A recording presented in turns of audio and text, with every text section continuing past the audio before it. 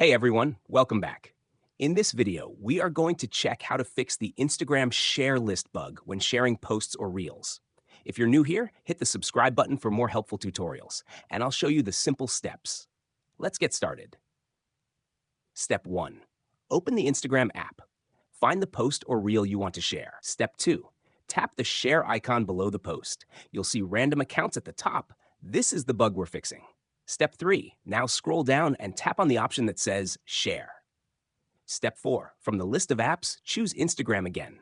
Step 5. This will open the Instagram message screen. Now you'll see your close friends and recent chats at the top, just like before. Step 6. Tap on the friend you want to share with, then tap to share. That's it. Your post is now shared. Until Instagram fixes this bug, this method works perfectly. And remember, always keep your app updated to avoid these issues in the future. If this video helped you, give it a thumbs up and subscribe for more simple tips. See you in the next one.